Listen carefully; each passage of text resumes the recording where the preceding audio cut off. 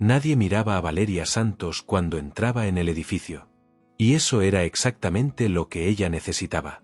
El rascacielos de cristal reflejaba el cielo gris de Madrid aquella mañana.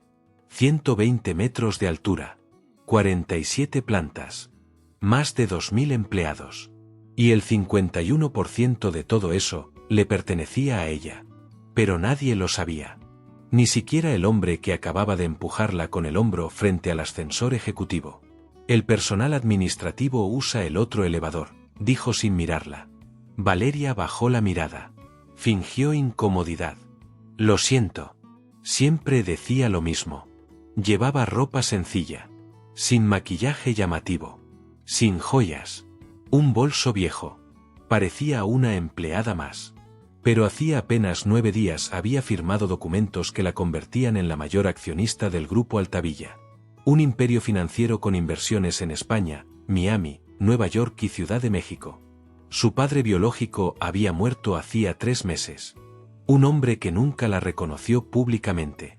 Un hombre que la observó desde lejos durante toda su vida. Y que dejó una cláusula en el testamento. Una condición. 30 días trabajando dentro de la empresa sin revelar su identidad. 30 días para descubrir quién era leal. Y quién estaba robando. Valeria cruzó el pasillo del departamento financiero. Nadie levantó la vista. Excepto él. Tomás Rivas. Director de operaciones. Traje impecable. Reloj suizo. Sonrisa calculada. El hombre más poderoso después del fundador. O eso creía. Santos, dijo sin mirarla del todo. El informe de auditoría sigue incompleto.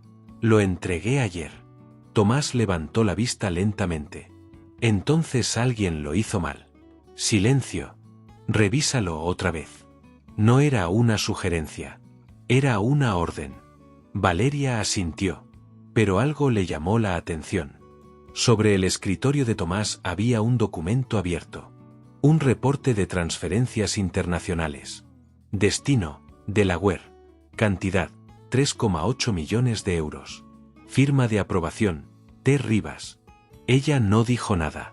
Pero lo recordó todo. Esa noche, en su pequeño apartamento en las afueras de la ciudad, abrió el portátil. Conectó el acceso especial que le había dado el abogado del testamento. Acceso oculto. Acceso de propietaria. Y lo que encontró hizo que su respiración se volviera lenta.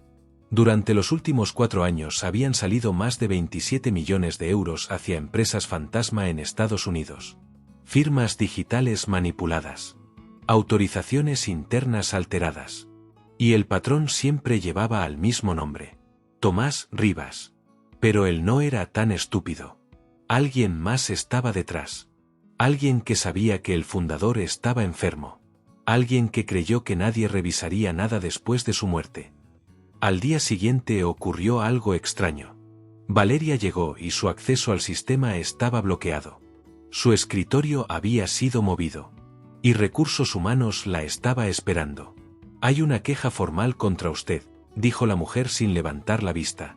¿Por qué motivo? Manipulación de documentos financieros. El corazón de Valeria no se aceleró. Al contrario, se calmó. Porque entendió algo. Alguien sabía que estaba investigando. Y ese alguien tenía miedo. Tomás la observaba desde su oficina de cristal. Sonriendo. Como si ya hubiera ganado. Lo que él no sabía. Es que Valeria no era solo una empleada más. Era la mujer que podía destruirlo. Y apenas estaba comenzando, Recursos Humanos no tenía pruebas. Solo una acusación anónima. Pero eso era suficiente para apartarla del sistema durante 48 horas. Y en una empresa financiera, 48 horas pueden significar millones. Valeria salió del despacho sin discutir. Mientras caminaba por el pasillo sintió las miradas. Susurros. Juicios. Indiferencia. Tomás apareció a su lado como una sombra elegante. Una lástima, Santos. A veces la ambición supera el talento. Ella lo miró por primera vez sin bajar la vista. A veces la confianza ciega destruye imperios. Tomás sonrió. Pero sus ojos no. Esa noche, el abogado la llamó. Desde Miami. Alguien intentó acceder a la cuenta blindada del fundador. ¿Lo lograron? No. Pero sabían que existía. Valeria apretó el teléfono. Entonces no estamos hablando solo de desvíos, estamos hablando de pánico. Exactamente. El abogado guardó silencio unos segundos. Hay algo más. Una de las empresas fantasma está registrada en Texas. Valeria cerró los ojos. Estados Unidos. Si el fraude cruzaba fronteras, el escándalo sería internacional. Y eso podía hundir el valor de las acciones. O duplicarlo. Dependía de cómo jugara sus cartas. Al tercer día, ocurrió algo inesperado. Uno de los analistas junior, Diego Martín, se acercó a ella en la cafetería. Miraba a los lados antes de hablar. Sé que no manipulaste nada. Valeria mantuvo la calma. ¿Y por qué lo sabes? Porque yo encontré algo raro hace meses, y me dijeron que dejara de preguntar. ¿Quién? Diego dudó. El director financiero, y Tomás estaba presente. Interesante. Muy interesante. ¿Guardaste copia? Diego la miró sorprendido. Sí. Entonces aún no estás despedido porque te necesitan. Silencio. O porque creen que eres irrelevante. Esa palabra pesó. Irrelevante. Valeria conocía esa sensación. Había vivido con ella toda su vida. Hasta que dejó de hacerlo. Esa misma tarde, la Policía Financiera de Madrid entró en el edificio. Nadie sabía quién los había llamado. Pero Tomás sí sospechaba. Y cuando vio a Valeria observar desde el fondo del pasillo, entendió que ella ya no era tan inofensiva. La auditoría preliminar reveló irregularidades. Pero no nombres. Aún no. Esa noche, Tomás hizo una llamada internacional. Necesitamos activar el plan B. Desde el otro lado, una voz masculina respondió en inglés. She don't know everything yet. Tomás miró por la ventana del piso 39. That's closer than we thought. Valeria recibió un mensaje anónimo a las 2:17 de la madrugada. Tu padre sabía que lo estaban traicionando. Adjunto, un archivo de audio. Manos temblando. Lo reprodujo. Era la voz del fundador. Débil. Enferma. Pero clara. Si algo me pasa antes de tiempo, revisa a Tomás, y no confíes en. El audio se cortó. Valeria sintió algo nuevo. No era miedo. Era furia. Porque aquello ya no era solo dinero. Era traición. Y posiblemente asesinato financiero. Al día siguiente, Tomás convocó una reunión extraordinaria con los inversores principales. Entre ellos, un fondo de inversión con sede en Nueva York. Si lograba convencerlos de que la empresa estaba siendo atacada internamente, podría justificar despidos, incluido el de Valeria. Lo que no sabía es que el 51% de las acciones con derecho a voto estaban en manos de alguien que él creía insignificante. La reunión comenzó a las 10. Sala de juntas. Pantallas encendidas. Conexión en directo con Estados Unidos. Tomás tomó la palabra. Hemos detectado un intento interno de sabotaje financiero. Valeria estaba sentada al fondo. Escuchando. Observando. Calculando. Tomás continuó. Y ya hemos identificado a la responsable. El silencio fue absoluto. Valeria no se movió. La señorita Santos ha manipulado datos para crear una falsa narrativa de fraude. Algunos murmullos. Miradas. Juicios instantáneos. Tomás sonrió. Propondré su despido inmediato. Fue entonces cuando la puerta se abrió. El abogado entró. Traje oscuro. Paso firme. Creo que antes de votar, deberían escuchar algo. Conectó el audio del fundador. La sala quedó en silencio. La voz resonó. Revisa a Tomás. El rostro del director cambió por primera vez. Pero el abogado no terminó ahí. Y tal vez también quieran saber quién posee la mayoría accionaria desde hace 9 días. Todos miraron alrededor. Confusión. El abogado giró hacia el fondo. Hacia ella. La nueva propietaria del grupo Altavilla es. Pausa. Respiración contenida. Valeria se puso de pie. Sin prisa. Sin temblar. Yo. Y por primera vez, nadie volvió a mirarla como si fuera invisible. Pero esto no ha terminado. Porque en Texas aún hay una cuenta activa. Y alguien en Estados Unidos sabe que la heredera ya despertó. El silencio en la sala de juntas no fue inmediato. Fue progresivo. Como una ola que tarda en romper. Primero incredulidad. Luego confusión. Y finalmente miedo. Tomás fue el primero en reaccionar. Esto es absurdo. Su voz ya no era firme. ¿Una asistente administrativa es la dueña del grupo? El abogado deslizó una carpeta sobre la mesa. Documentos notariados. Registro mercantil. Transferencia accionaria validada en Madrid y en Miami. El señor Altavilla reconoció legalmente a su hija hace 6 meses, dijo el abogado. Con una cláusula de confidencialidad hasta su fallecimiento. Valeria no habló. No hacía falta. Los inversores en Nueva York observaban desde la pantalla. Uno de ellos rompió el silencio. Chicken Trolls 51%? Correcto. Tomás sintió que el suelo desaparecía bajo sus pies. Pero aún no estaba derrotado. Esto no prueba que yo haya hecho nada ilegal. Valeria dio un paso adelante. Todavía no. Esa misma tarde, el precio de las acciones comenzó a fluctuar. Rumores. Filtraciones. Un posible escándalo financiero internacional. En España, los medios ya hablaban de misteriosa heredera. En Estados Unidos, los analistas de Wall Street olían oportunidad. Si había fraude, el valor podía caer. Si la nueva dueña limpiaba la empresa, el valor podía dispararse. Valeria entendía el juego. No podía destruir a Tomás de golpe. Necesitaba pruebas irrefutables. Y necesitaba exponerlo en el momento exacto. Esa noche recibió una llamada desde Texas. Número desconocido. You shouldn't have stepped into this. La voz era masculina. Controlada. Profesional. ¿Quién habla? Someone who helped your father stay alive longer than a soul have. Silencio. El corazón de Valeria golpeó fuerte. ¿Estás diciendo que lo mantuvieron con vida para robar más tiempo? I'm saying, it was convenient. La llamada se cortó. Valeria comprendió algo aterrador. No era solo fraude. Era una red. España. Estados Unidos. Tal vez más países. Y Tomás era solo una pieza. Al día siguiente, Diego apareció en su despacho provisional. Ya nadie la trataba como antes. Ahora la miraban con respeto. O con temor. Encontré algo más, dijo en voz baja. Un contrato. Empresa registrada en Dallas. Firmado por una sociedad vinculada al director financiero. Pero con autorización final de Tomás. Y fechas que coincidían con las peores crisis de salud del fundador. Cada vez que el padre de Valeria empeoraba, salían millones. Valeria sintió un frío interno. Necesito viajar a Estados Unidos.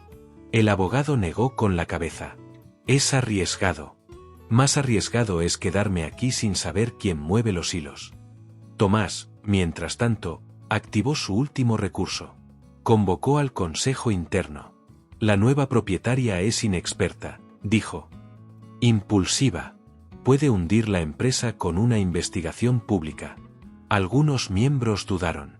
Si los inversores pierden confianza, todos perdemos. Era una jugada inteligente. Sembrar miedo financiero. Porque el miedo mueve más rápido que la verdad. Valeria anunció públicamente una auditoría internacional independiente. Firma estadounidense. Sede en Chicago. Transparencia total. La noticia cruzó el Atlántico en horas. Y entonces ocurrió algo inesperado. El fondo de inversión de Nueva York aumentó su participación. El mercado interpretó la limpieza como fortaleza. Las acciones subieron 8% en un solo día. Tomás comenzó a sudar. Porque su tiempo se estaba agotando. 3 días después, Valeria aterrizó en Miami. No avisó a nadie. Ni siquiera al consejo completo. Solo el abogado y Diego sabían. Desde allí voló a Dallas. La empresa fantasma estaba registrada en un edificio discreto. Oficina 402. Cuando llegó, encontró algo extraño. La oficina estaba vacía, pero los servidores seguían activos. Alguien había salido apresuradamente. En el suelo, un documento roto. Valeria lo recogió. Parte de una transferencia. Destino final, Islas Caimán. Y una firma parcial. No era Tomás. Era otro nombre. Richard Coleman. Desconocido para ella. Pero no por mucho tiempo. Esa noche, en el hotel, recibió otro mensaje. Esta vez una foto. Tomás reunido con un hombre en un restaurante de Houston. Fecha, hace 2 semanas. Richard Coleman. Valeria sonrió por primera vez.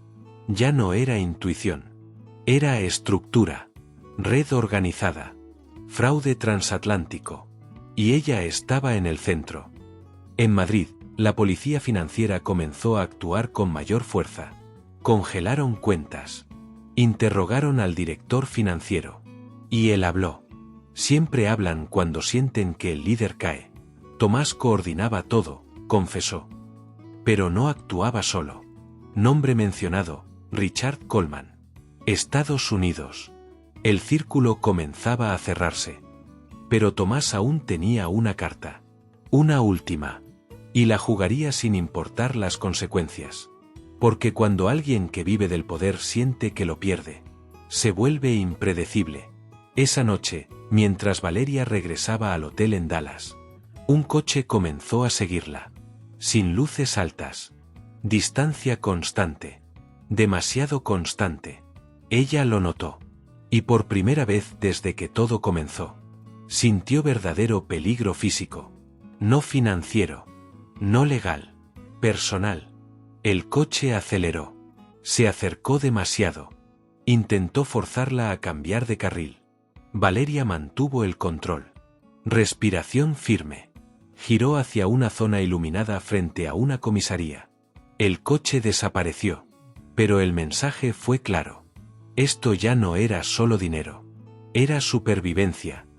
Y mientras ella miraba su reflejo en el espejo del hotel, entendió algo definitivo. No podía simplemente exponerlos. Tenía que destruir toda la red. Desde Madrid hasta Texas. Y para eso, necesitaba pensar como ellos. Sin miedo. Sin dudas. Sin piedad. Pero lo que Valeria aún no sabía es que alguien dentro de su propio círculo en España estaba filtrando cada uno de sus movimientos.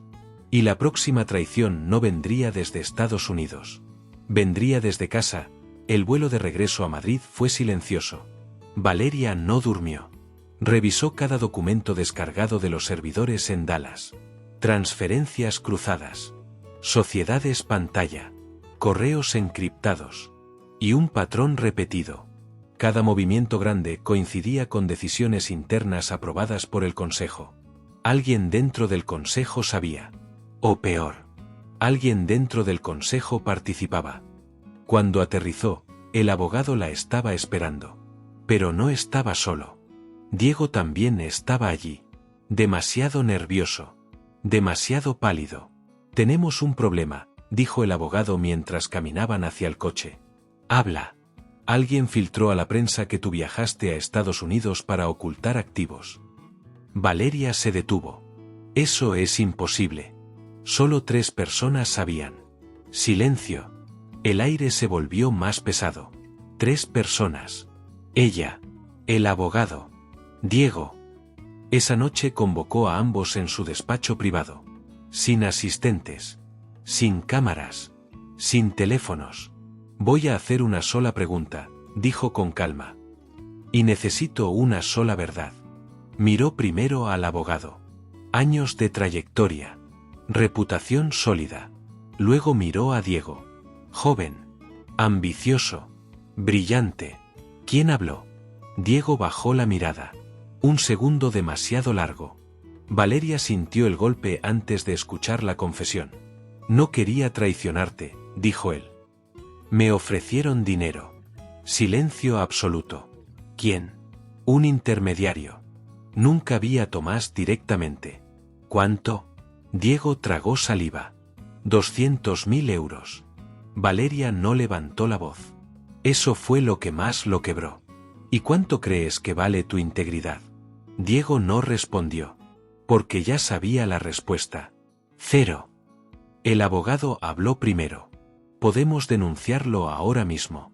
Valeria negó lentamente. No. Ambos la miraron sorprendidos.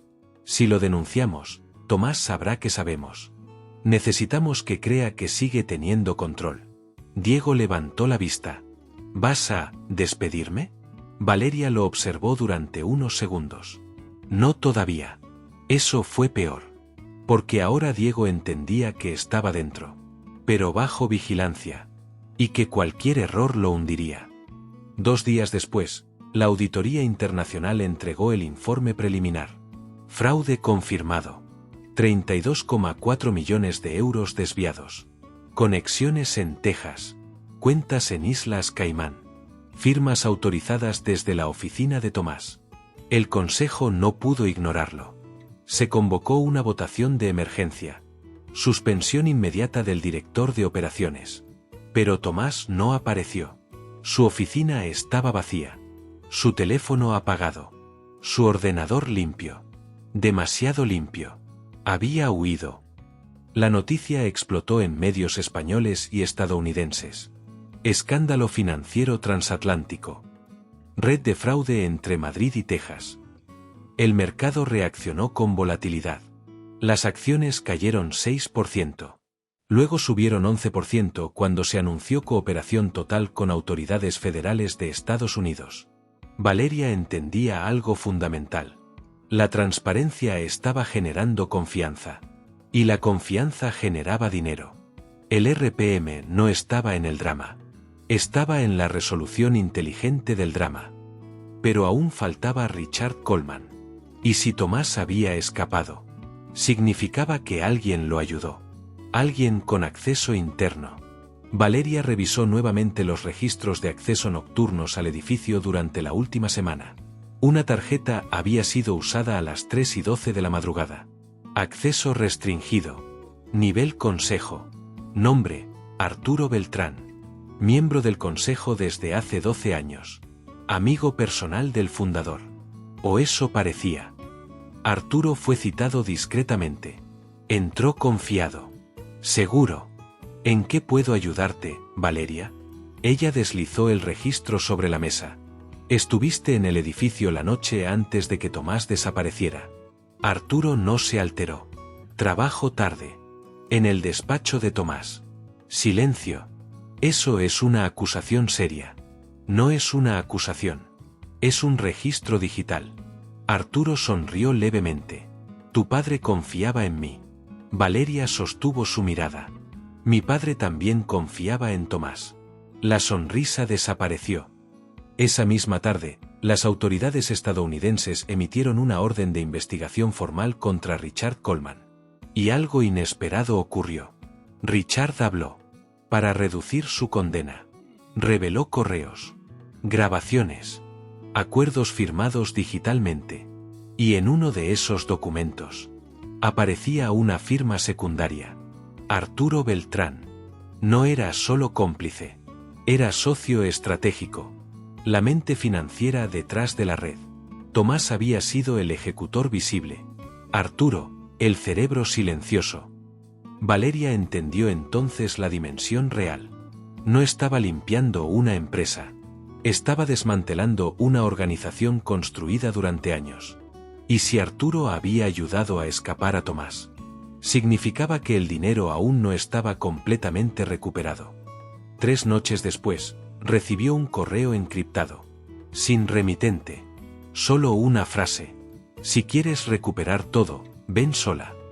Adjunta, una ubicación en Lisboa. Portugal. No España. No Estados Unidos. Terreno neutral. El abogado se opuso de inmediato. Es una trampa. Probablemente. Entonces no irás. Valeria lo miró con calma.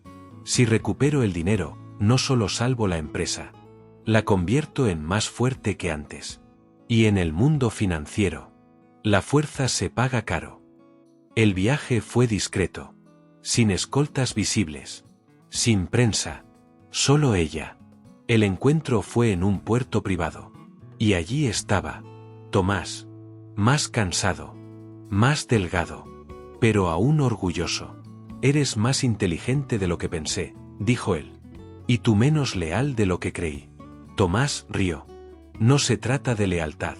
Se trata de oportunidad. Robaste a un hombre enfermo. No.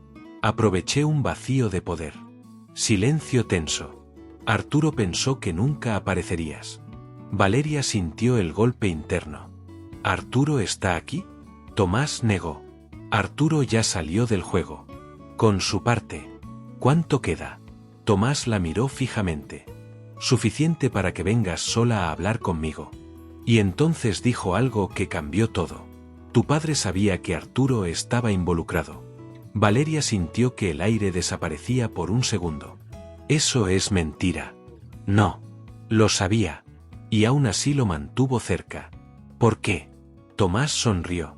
Porque también necesitaba a alguien que hiciera el trabajo sucio. El mundo financiero nunca fue limpio, Valeria. Tú solo llegaste tarde para verlo. Esa frase quedó suspendida en el aire. Porque si era verdad, si su padre sabía, entonces la historia no era tan simple como justicia contra corrupción. Era poder contra poder. Y ella estaba en el centro, sin saber aún si estaba limpiando el imperio o heredando sus sombras. Y lo que Valeria decidirá ahora no solo definirá el futuro del grupo Altavilla, definirá quién se convierte ella. El puerto de Lisboa estaba casi vacío. El viento golpeaba los amarres metálicos de los yates. Tomás apoyó las manos en la barandilla. Tu padre no era el hombre intachable que imaginas. Valeria mantuvo la mirada firme. Explícate. Arturo estructuró el sistema hace años. Empresas paralelas. Cuentas en el extranjero.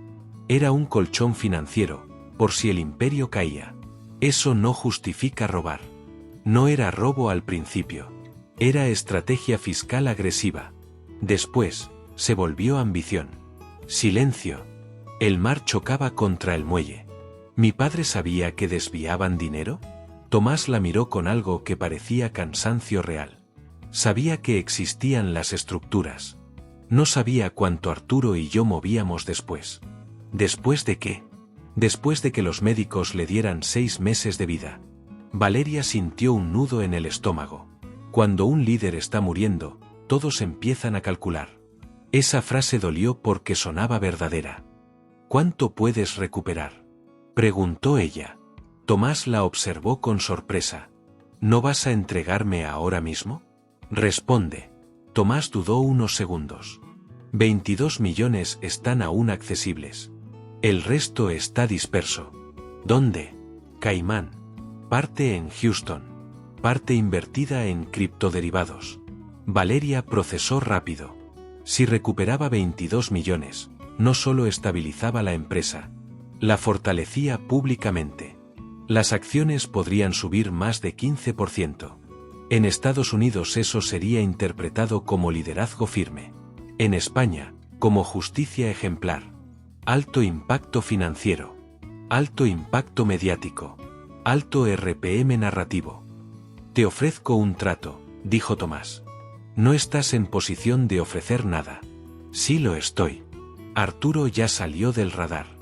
Si me entregas, el dinero se congelará años en litigios internacionales. Eso era cierto. Los procesos entre España y Estados Unidos podían durar años. Si cooperas conmigo, continuó él, el dinero regresa en semanas. Valeria lo miró en silencio. ¿Y tú qué ganas? Reducción de condena. Protección. Y, que no destruyas completamente mi nombre en medios. Interesante. Seguía pensando en reputación. Esa noche, en el hotel, Valeria no durmió. Pensó en su padre. En la cláusula del testamento. 30 días para descubrir la verdad. No decía nada sobre venganza. Decía, para que decidas qué tipo de líder quieres ser. No qué tipo de hija. Qué tipo de líder. Regresó a Madrid sin anunciar el encuentro. Solo el abogado sabía. ¿Confías en él? Preguntó el abogado. No. Entonces, confío en su instinto de supervivencia. Valeria convocó una sesión extraordinaria del Consejo. Sin Arturo, que ya estaba bajo investigación. He localizado parte significativa de los fondos desviados. Los miembros se inclinaron hacia adelante. Y voy a recuperarlos. ¿Cómo?, preguntó uno de ellos. Negociando. Murmullos inmediatos. ¿Negociando con criminales? Valeria sostuvo la mirada colectiva. Negociando para proteger el valor de esta empresa y a sus empleados. Silencio. Ese argumento pesaba más que la indignación moral. Porque el dinero no entiende de orgullo. Entiende de resultados. 3 semanas después, el primer bloque de fondos regresó. Transferencia oficial. Verificada. Auditada. 18 millones iniciales. Las acciones subieron 14% en 2 días. Medios financieros en Nueva York comenzaron a llamarla The Silent Reformer. En España, la heredera que limpió el imperio. La narrativa estaba cambiando. Y ella estaba controlándola. Arturo fue detenido en Suiza. Intentaba mover activos restantes. Richard Coleman aceptó cooperación completa con autoridades estadounidenses. Tomás regresó voluntariamente bajo acuerdo judicial. Reducción de condena condicionada a recuperación total de activos. El sistema se estaba cerrando. Pero Valeria sentía algo incómodo. No era satisfacción. Era claridad. Entendía ahora que el poder no es limpio. Nunca lo fue. La diferencia es quien lo administra. Una noche visitó la antigua oficina de su padre. Sola. Se sentó en su sillón. Miró la ciudad desde el piso 47. Pensó en todo lo que había descubierto. Corrupción. Ambición. Traición. Pero también estructura. Visión. Inteligencia estratégica. Su padre no fue inocente. Pero tampoco fue el villano absoluto. Fue un hombre que jugó en un sistema imperfecto. Y perdió el control al final. Ella tenía ahora una oportunidad que él no tuvo. Rehacer el sistema. Desde dentro. Convocó una rueda de prensa internacional. Madrid y Nueva York conectados en simultáneo. El grupo Altavilla inicia una nueva etapa. Transparencia total. Auditoría permanente internacional. Consejo renovado. Inversiones éticas certificadas en Europa y Estados Unidos. Recuperamos más del 90% de los fondos desviados. Aplausos contenidos. Pero más importante que el dinero. Recuperamos la credibilidad. Esa frase fue titular al día siguiente. Y la credibilidad, en mercados financieros, vale más que millones. Meses después, el valor del grupo era un 23% superior al momento previo al escándalo. Más sólido. Más vigilado. Más respetado.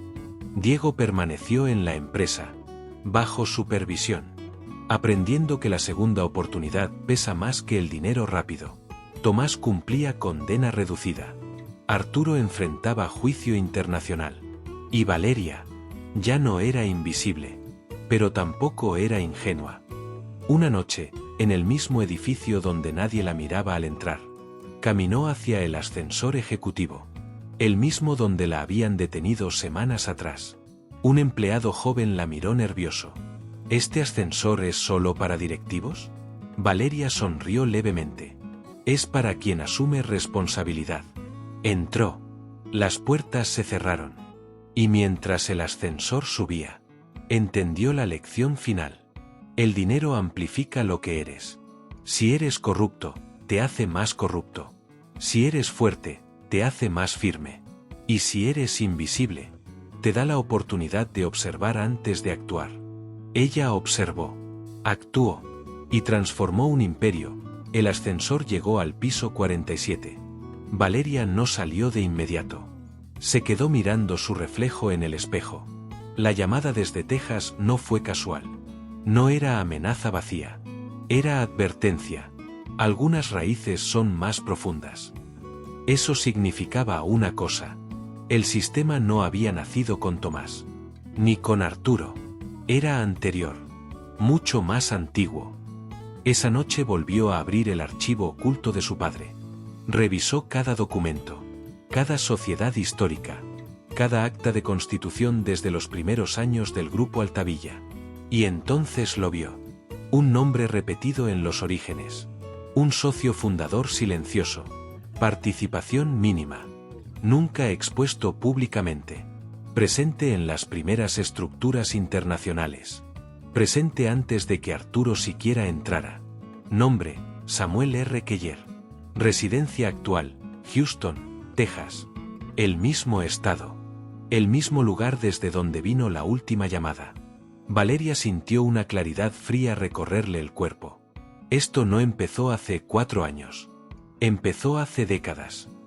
A la mañana siguiente llamó al abogado. Necesito todo sobre Samuel Keller. Es complicado. No me interesa que sea complicado. Horas después recibió el informe preliminar. Samuel Keller había sido socio inicial de su padre en la expansión hacia Estados Unidos. Pero vendió oficialmente su participación hace 20 años. Oficialmente. Sin embargo, algunas de las empresas que Arturo utilizó para desviar fondos estaban vinculadas indirectamente a estructuras creadas en esa época. Keller no aparecía en transferencias recientes. Pero su arquitectura legal seguía viva. Era como si alguien hubiera heredado su plano original. O como si él nunca se hubiera ido del todo. Valeria entendió algo crucial. El poder real no es quien ejecuta. Es quien diseña el sistema. Tomás ejecutaba. Arturo estructuraba. Pero alguien enseñó a estructurar.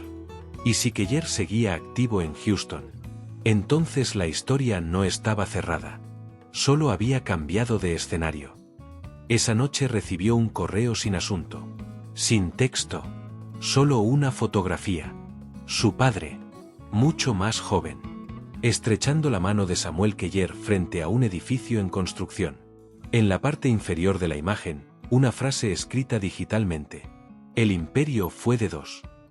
Valeria apoyó el teléfono sobre el escritorio. Respiró lentamente. No había miedo. Había enfoque. Porque ahora no estaba reaccionando. Estaba anticipando. Convocó una reunión privada con el nuevo consejo. Vamos a abrir investigación histórica completa desde la fundación del grupo. Uno de los consejeros dudó. Eso podría desenterrar cosas incómodas. Valeria sostuvo su mirada. La incomodidad es más barata que la ignorancia. Silencio. Nadie volvió a objetar. Semanas después, la auditoría histórica confirmó lo inevitable. Keller había diseñado la red inicial de expansión offshore. Legal en su momento. Agresiva. Inteligente. Pero peligrosa. Era una estructura que, mal utilizada, podía transformarse en maquinaria de desvío. Exactamente lo que ocurrió años después. La diferencia era clara. Su padre usó el sistema para expandir.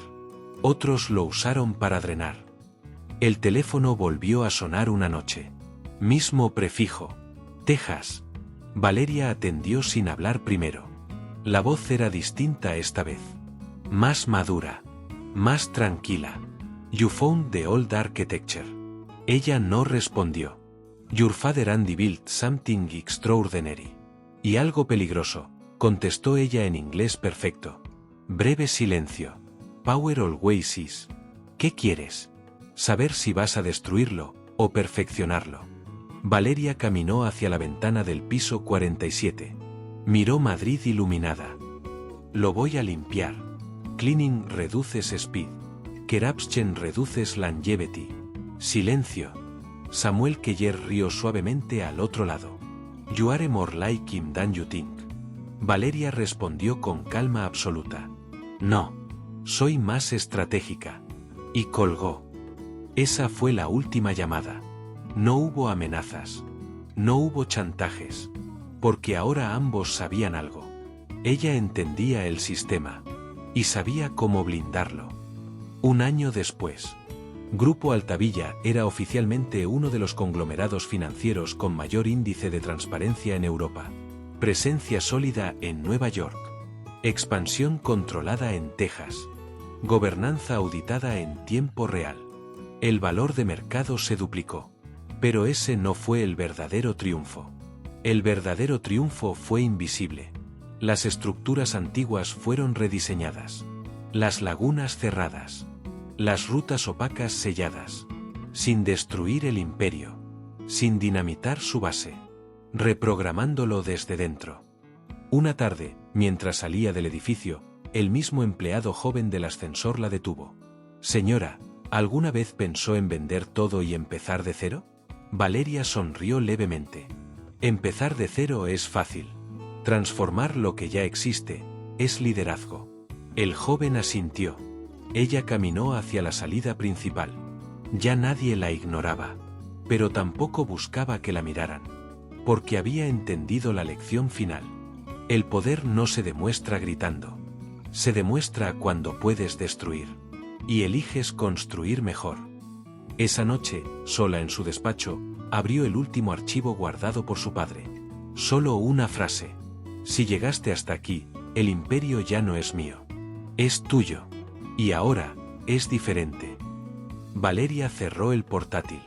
Miró la ciudad una vez más. Y por primera vez desde que todo comenzó, no sintió que estuviera defendiendo un legado. Sintió que estaba creando uno nuevo. El dinero no la cambió. La reveló. Y esta vez, nadie volvería a subestimarla.